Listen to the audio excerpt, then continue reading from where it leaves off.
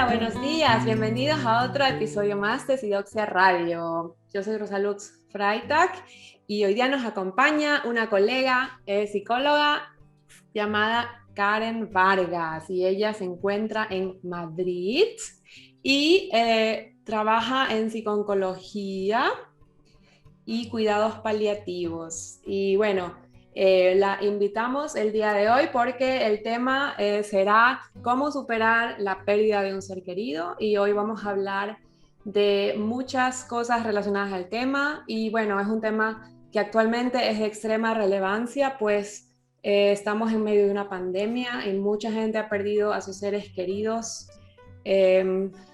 Y bueno, es un tema demasiado serio que nos duele mucho a todos y hoy día queremos usar este espacio, Sidoxia Radio, el lugar de la opinión psicológica, para hablar un poco más de este tema, pedido por el público, tengo que decir. Es un tema que mucha gente me lo ha pedido y bueno, por eso hoy hemos invitado a Karen Vargas, que como ya dije, también es experta en este tema y también nos puede contar muchas cosas al respecto. Hola Karen, ¿cómo estás? Cuéntanos. Hola, muchas gracias.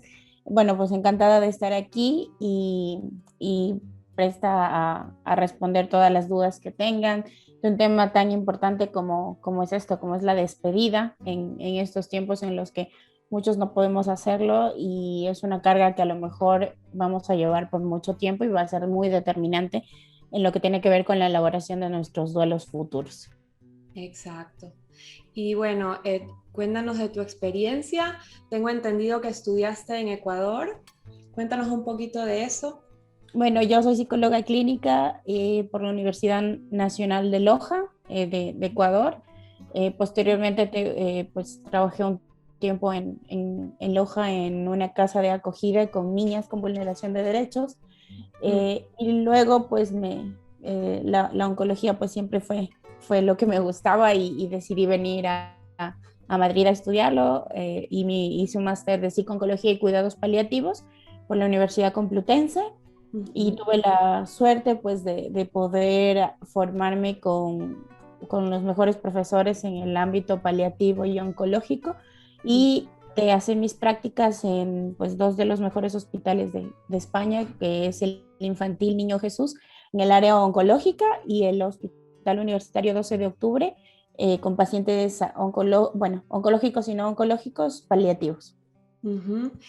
Y bueno, mucha gente que nos escucha, que tal vez no está en el campo de la psicología, tal vez no conoce bien qué significa psicooncología, qué significa cuidados paliativos. Tal vez podríamos explicar entre las dos qué significan estos conceptos, ¿verdad?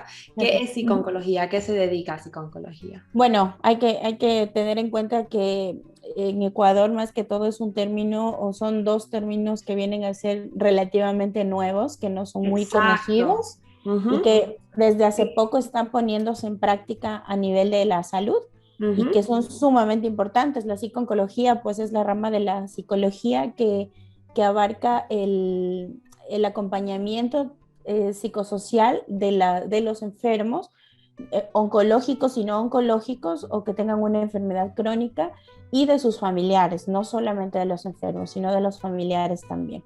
Entonces, es un trabajo que realizamos conjuntamente con médicos, con enfermeras, con fisioterapia, Es con un muchos trabajo. otros profesionales de la salud.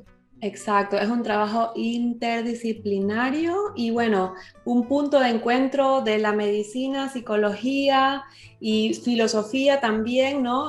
Todo es todo eso abarca la psicooncología, el acompañamiento de personas con enfermedad con el cáncer y bueno, un psicooncólogo tiene que conocer bastantes términos médicos, por ejemplo, tiene que conocer cada una de los distintos tumores que existen y qué pronóstico puede haber con distintos tipos de cáncer, por ejemplo, son profesionales de psicología que también tienen bastante conocimiento en el campo de la medicina o tienen que tener también, ¿no? Y bueno, también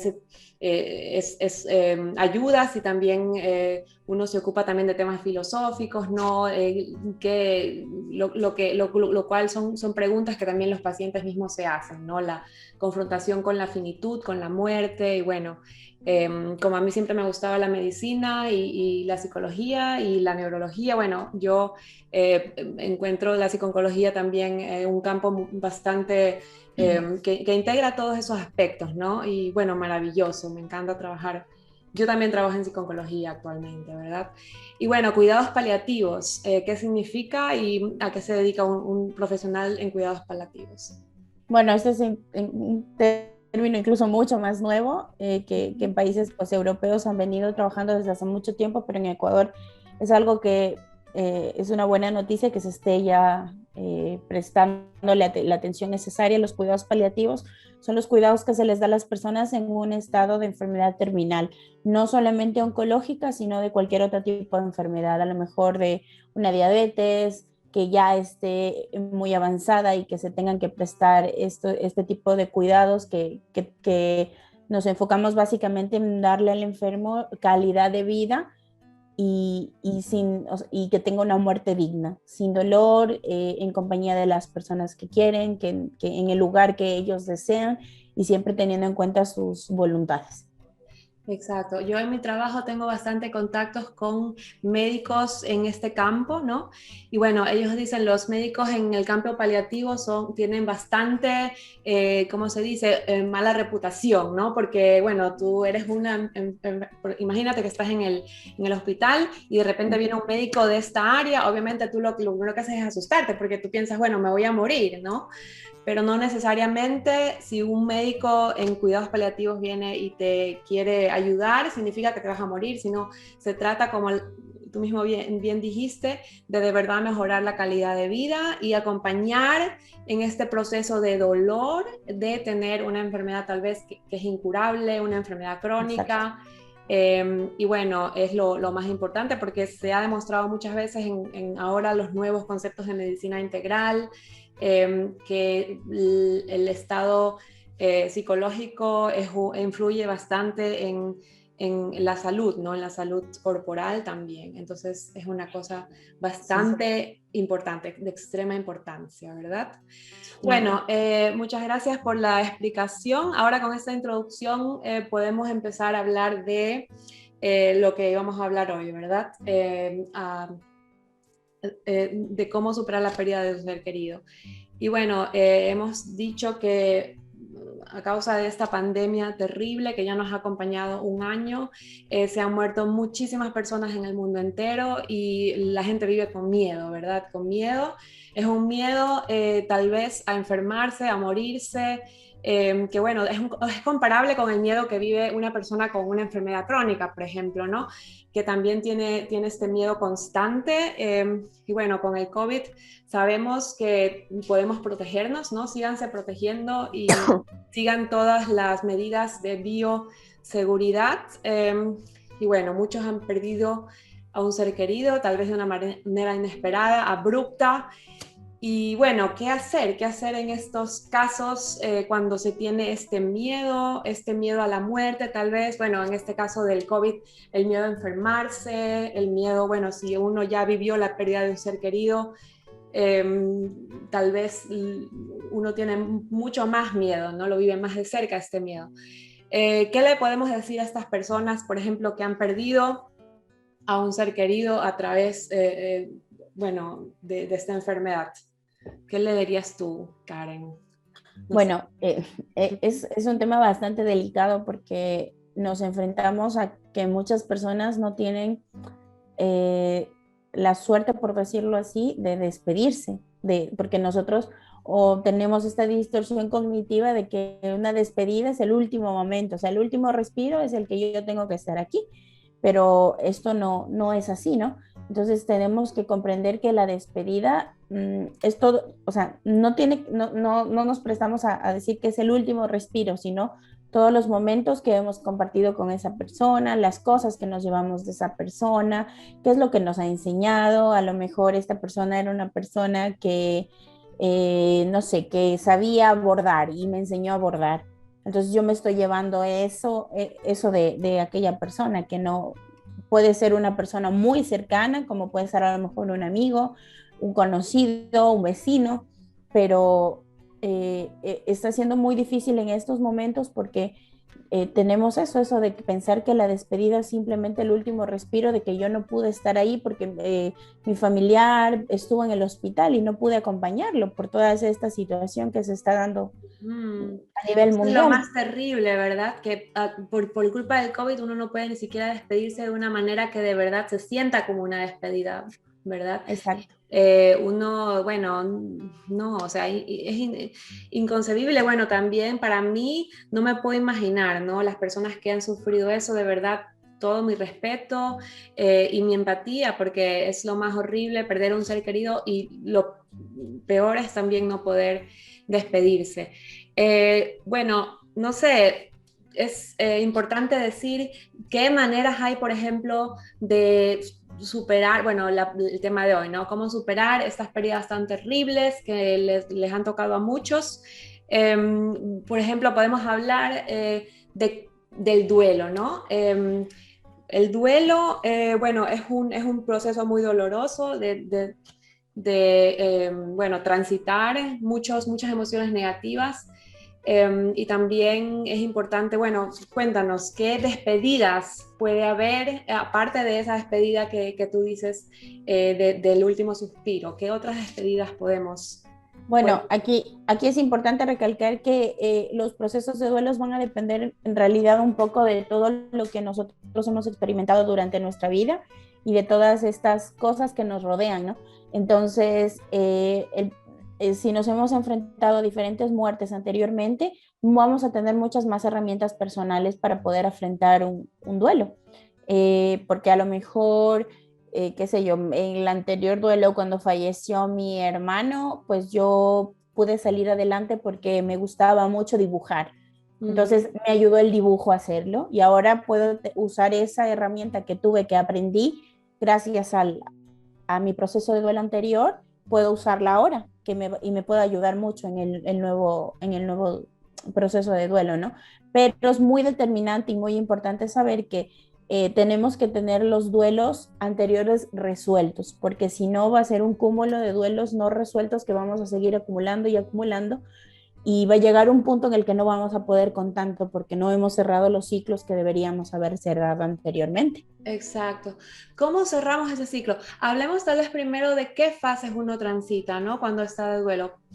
Importantísimo, un factor, por supuesto, cómo muere esa persona, ¿no? Cómo muere ese ser Muy querido, determinante. ¿no? Puede ser Sí. muy abruptamente, ¿no? Como en el caso de estas cosas que pasan por culpa del COVID y que no haya despedida, que es muy triste. O puede ser tal vez por suicidio, o puede ser, bueno, hay muertes y muertes, ¿no? Uno más dolorosas que otras. Y bueno, eso también determina qué tantas emociones o qué, la calidad de emociones, la calidad de dolor, ¿no? Que uno tiene. Bueno, ¿y qué fases hay? Conocemos, por ejemplo, la fase de no querer aceptar, ¿no? De la falta de aceptación, del entumecimiento, ¿no? De las emociones, porque uno se siente muy mal o es un caos emocional total, ¿no? ¿Qué otras fases conoces tú, Karen, que nos puedas contar? Pues la segunda, la de negación, la de no puede estarme pasando, no puede estar pasando esto no puede ser, que es la segunda fase y donde va a iniciar luego de toda esta negación, ¿no?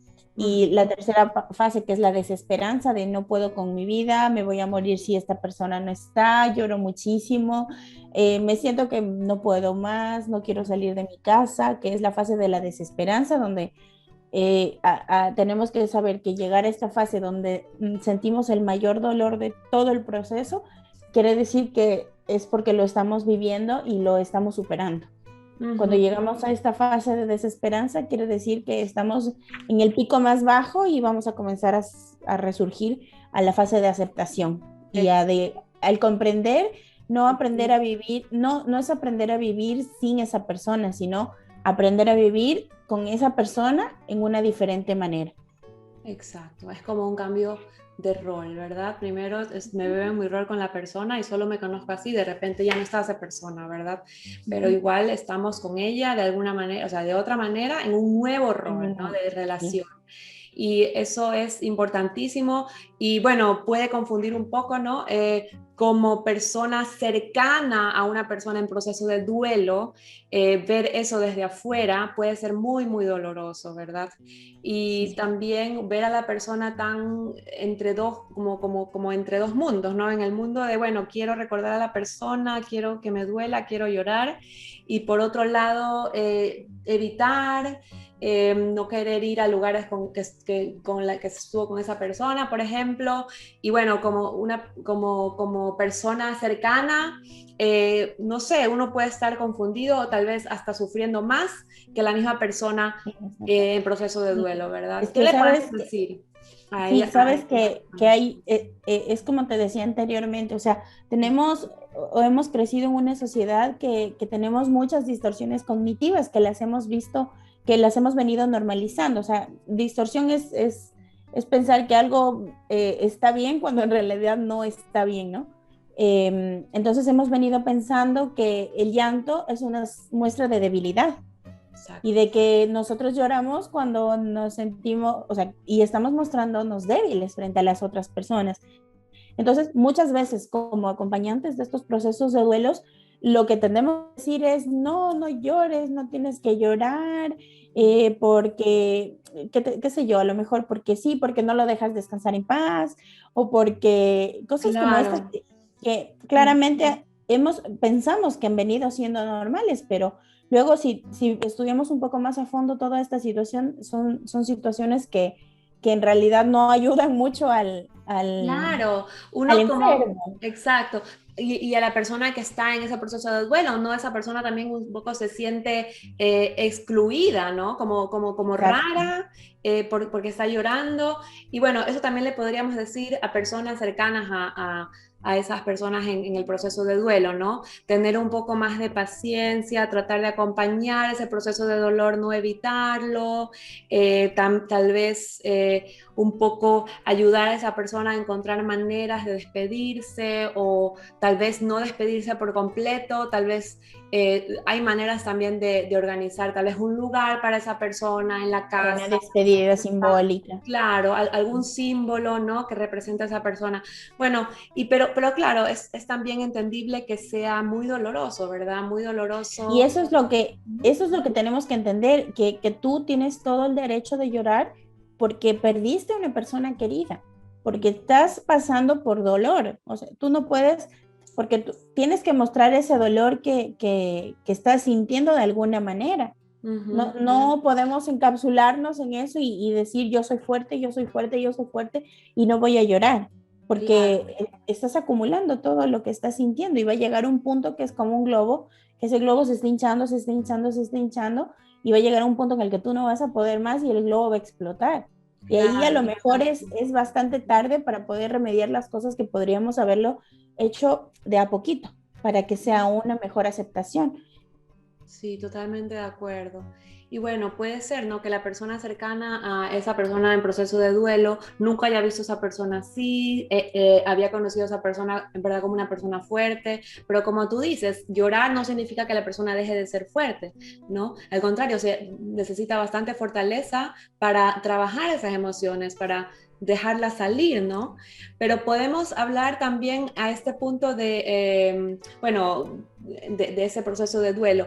¿Cómo reconocemos el duelo patológico? Cuando ya uno de verdad, porque hay duelos que uno transita el dolor de una manera normal, pero ¿cómo reconocemos cuando una persona ya, bueno, está entrando tal vez en un estado depresivo, ya ha pasado mucho tiempo y la persona sigue con estos arranques de irritabilidad tal vez, o de entumecimiento emocional, que ya más nada como que le causa alguna emoción, porque el proceso de duelo ha sido muy, muy extenso, muy largo?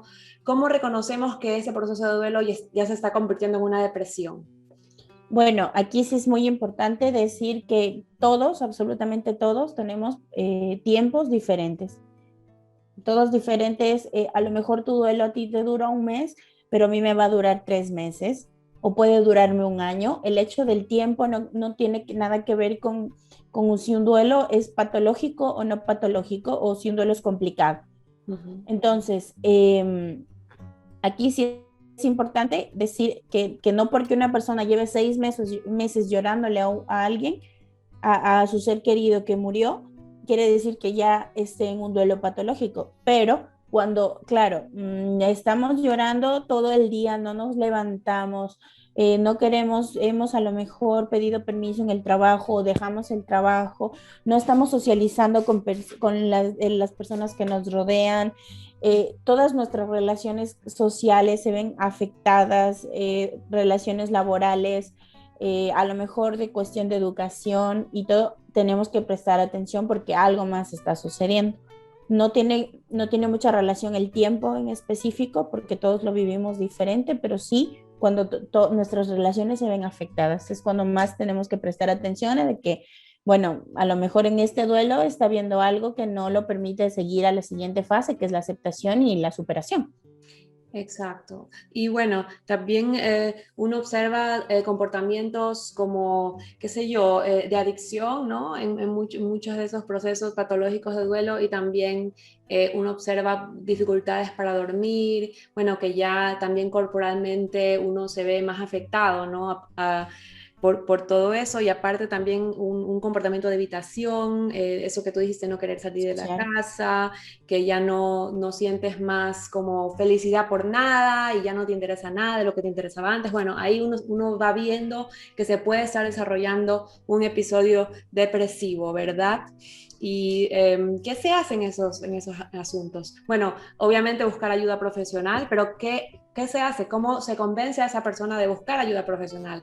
Las personas alrededor, bueno, alrededor de esa persona tal vez tienen dificultad en transmitir que esa persona no está bien, ¿no? Porque, bueno, en Ecuador también es un tabú, ¿no? Las enfermedades psicológicas no son tan como socialmente aceptadas, ¿no? En ese Exacto. aspecto. ¿Qué podemos decirle? ¿Cómo podemos decirle a un familiar nuestro que busque ayuda si se encuentra en ese estado?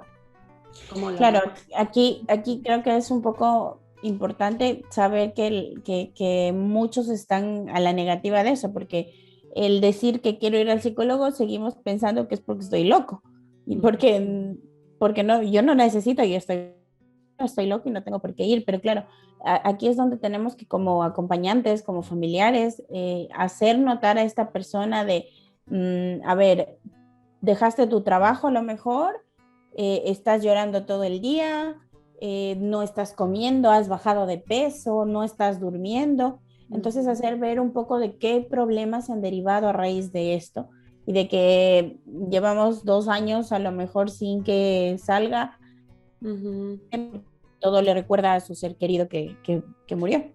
ujú, Entonces, hacer un poco en este aspecto, sí, no tanto eh, como hacer una obligación de que vaya al psicólogo, ¿no? Y de que sí, solicite ayuda, pero sí hacer notar los problemas que se han presentado ujú. y a lo mejor esa es la ayuda o el pequeño impulso que necesitan para, bueno, a lo mejor y necesito ayuda porque, qué sé yo, no estoy haciendo lo que hacía antes.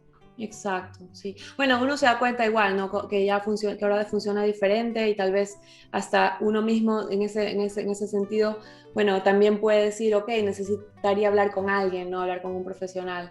Y bueno, los familiares pueden apoyar esa decisión también, ¿verdad? Y bueno, hay muertes que se superan, pero hay muertes que tal vez nunca se superan. ¿O qué dirías tú, no? Muerte tal vez de una persona como un hijo, ¿no? Cuéntanos tu experiencia con niños, porque sé que tienes experiencia en ese campo. Yo a eso le tengo mucho miedo, la verdad. Bueno, yo admiro mucho y respeto mucho a las personas que trabajan en ese campo de cuidados paliativos con niños o bueno, terrible, ¿no? O sea, ¿cómo lidiar con la pérdida de un hijo? Terrible, hasta un poco se siente un poco feo empezar a hablar de ese tema, ¿no? De verdad tengo que confrontarme ahorita y conocer un poco más de ese trabajo. Cuéntame de tu Bueno, experiencia. bueno, debo decir que el trabajo con niños a mí me encanta porque a lo mejor pensamos que los niños sufren mucho más, pero es increíble la manera en la que lo afrontan una enfermedad, para ellos cómo lo dicen, porque no es que se guardan las cosas como nosotros, sino que te lo dicen sin problema, te están diciendo qué sienten, qué es lo que piensan, de una manera tan natural que en ellos es eso, ¿no? Al menos a mí me encanta porque con ellos puedes abarcar muchas cosas mediante el juego, te cuentan las cosas mientras están con sus muñecos, con sus dibujos, entonces creas un vínculo bastante bonito. Y la experiencia pues en relación a los niños y los papás, que son los que lo peor lo llevan muchas veces, que son los cuidadores, porque eh, generalmente suele ser o uno, la mamá o el papá, el que pasa más en el hospital, en todo ese proceso de quimios, de radios y del proceso médico en general. Y luego dejar de ser un papá de hospital a llegar, que muchas veces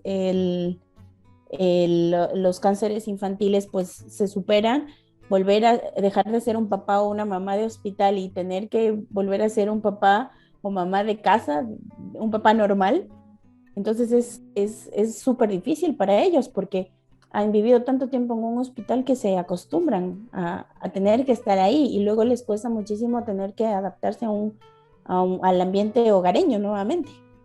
Ujú, ujú, ujú. O Es lo sea, que pero me lleva peor. con los hijos también en casa o después de tal vez la Sí, muerte. sí, porque Bien. lo que hay muchas cosas a ver, te diagnostican a tu hijo a lo mejor con una leucemia, ¿no? Tenemos este pensamiento de que escuchamos cáncer y automáticamente pensamos en muerte, Ujú, ujú. porque lo tenemos pues un poco, eh, tenemos ese pensamiento, ¿no? Claro. Entonces, Bueno, cuando... antes puede ser que sí significaba muerte, pero ahora obviamente con todos los avances médicos hay muchos tratamientos que sí llegan a tener el éxito esperado y de verdad muchos niños se salvan de una Sí. leucemia, pero Y antes todavía claro, no era así, ¿verdad? Ujú. exacto, y a lo mejor nos hemos quedado un poco con lo de antes y no con todos los tratamientos, porque hay que tener en cuenta que la mayoría de leucemias infantiles se curan y se superan. Hay muy Depende pocas de que son... cuándo son descubiertas también, ¿verdad? Exacto, exacto. Ujú. Pero la mayoría con los tratamientos que actualmente hay se superan, ¿no? Entonces pensamos que si a mi hijo lo diagnosticaron y yo automáticamente muchos papás piensan que van a morir. Entonces, ¿qué hago? Pues si mi hijo quiere esto, le doy. Si quiere lo otro, pues le doy. Entonces, no marcamos los límites y las reglas como los teníamos en casa. Entonces, cuando estos niños se recuperan, Ok, ok. Ujú. volvemos, Entiendo. o sea, la casa es Ujú. reglas establecidas, no tenemos límites en los niños. Los niños quieren todo y los papás les daban todo en el hospital porque estaban enfermos. Y ellos son muy inteligentes porque saben cómo actuar con los papás. Entonces, si mi papá me daba lo que yo quería, pues yo sigo tratando de conseguir lo que quería. Exacto. Ujú. Y es complicado ahí un poco volver a lo que estábamos acostumbrados en casa antes de la enfermedad. Claro, Entonces, qué en cuestión interesante. papás sí, Ujú. y niños se trabaja mucho esto, no porque esté en el hospital tú vas a dejar de ponerle las reglas, porque hay niños que sí, que un ambiente hospitalario, ahora hay muchos lugares más dentro del hospital que los niños pueden jugar, hay voluntarios, que Ujú. cuentos, que juegos y todo, porque si no, es que a lo mejor les llevaban una tablet y los niños estaban acostados en la tablet y 5 horas seguidas. Ujú. Entonces no hacías que compartan muchas más cosas como Claro, deberían hacer. ellos tienen derecho también a una niñez normal, ¿no? A pesar de estar en el Exacto. hospital, tienen derecho a vivir esa niñez que tal vez es lo más, bueno, lo que más les ayudaría a recuperarse, ¿no? Desde una manera de salud mental, ¿no? Y Exacto. bueno, ¿y cómo se trabaja en ese aspecto con los padres? ¿También se va después del tiempo en el hospital también a la casa y se los observa o se les da consultoría ambulatoria después de un tiempo, si es que ellos lo necesitan? ¿O cómo se trabaja? ¿Cuál es el proceso ahí con los Bueno, padres? sí, ahí se va haciendo, porque es muchas veces un trabajo muy largo, porque tenemos que estar seguros de que en el transcurso de que el niño está recuperado, pues tengan la ayuda y tengan las herramientas necesarias para poder afrontar nuevamente el estar en casa, porque también existe el miedo constante de una recaída. Exacto. Y También yo lo vivo con adultos, ese miedo a la recaída, ¿verdad? Con esos pacientes en psico-oncología y también con esa asociación cáncer directamente me voy a morir, ¿no? Exacto. Bueno, por eso es importante tener en cuenta todos los avances médicos y también estar actualizado, ¿no? Como psico-oncólogo uno siempre tiene que estar también en lo último de los avances médicos para poder informar también al paciente mejor del pronóstico y eso, ¿verdad? Bueno, entonces hemos llegado casi al final del tiempo. ¿Qué mensaje le darías tú a todas esas personas que han perdido familiares por causa del COVID, que tal vez no sienten que se han despedido de una manera satisfactoria, que aún viven ese duelo de una manera incómoda y bueno, aún no lo han superado, ¿no? No han superado la pérdida? ¿Qué le dirías tú a ellos? que, bueno, principalmente que cada uno tiene su tiempo, que se tomen el tiempo que necesiten para poder superar la pérdida, no nos apresuremos a sentirnos bien cuando aún estamos sintiéndonos mal, démonos la oportunidad de llorar lo que necesitemos llorar, de estar en casa el tiempo que necesitemos estar en casa, de a lo mejor no salir con las personas que salíamos hasta sentirnos listos de hacerlo, y que la despedida no es simplemente el último respiro de esa persona, sino de todo lo que hemos venido haciendo con él y las cosas que nos llevamos. Exacto, recuerden que siempre van a tener esa persona en su corazón y no dejen decirse de nadie cómo tiene que ser su proceso de duelo. Cada uno tiene un proceso individual de duelo y encuentra la manera para ellos mismos de despedirse y de mantener su bienestar emocional y su calidad de vida a pesar de ese dolor, ¿no? Y de transitar el dolor, cada uno tiene su tiempo. Y cualquier Exacto. cosa que a ustedes los ayude a superar ese dolor, háganlo y de verdad confíen en ustedes, que ustedes pueden superar, todo se supera, ¿no? ¿O dirías tú que hay alguna muerte que no se supera? O Todas se que no. superan. Exacto, Todas exacto. a lo mejor tardamos mucho más tiempo que otras, pero tenemos la suerte de eso, de que se ¿Y cuál es, supere. cuál es la fase final del proceso de duelo? Creo que nos hemos olvidado de decir, uy, está pasando una ambulancia. Creo que nos hemos olvidado de decir cuál es la fase final del proceso de duelo, cómo nos damos cuenta que hemos superado esa pérdida. Cuando ya nos podemos orientar a cosas nuevas, por ejemplo, ¿no? Que tenemos Sí.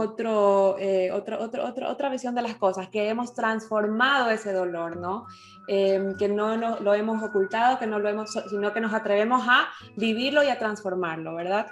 Sí, yo creo que es importante aquí decir que el momento de la aceptación como tal del duelo es saber que esa persona continúa estando con nosotros, no de manera física, sino que todas sus enseñanzas, sus virtudes, todo lo que nos quedó de esa persona, porque en realidad la muerte no termina con las relaciones, simplemente las transforma. Muy bien. Muchísimas gracias por tu participación, Karen, en Sidoxia Radio, y muchísimas gracias a todos ustedes por escucharnos, por vernos. No se olviden de seguirnos en Facebook y en Instagram, sidoxia.blog. Y bueno, síganos aquí en nuestro canal de YouTube y recuerden que los audios del podcast están también en iVoox o como se pronuncie. Bueno, los links están abajo. Muchísimas gracias, Karen. Te deseo un bonito fin de semana y bueno, también unas bonitas Pascuas, ¿no? Forma. Entonces, cuéntanos de tu cuenta de Instagram también. Bueno, me pueden seguir, estoy como Camino a tu lado, y cualquier duda, cualquier pregunta que tengan, con mucho gusto. Estoy posteando cosas muy importantes de los procesos oncológicos, cuidados paliativos y psicoeducación en general de salud mental. Sí, yo también lo recomiendo, es muy bueno lo que publica. Bueno, muchas gracias a todos, gracias por estar aquí y gracias por escucharnos. Adiós, que se cuiden mucho y nos vemos en el próximo episodio de Sidoxia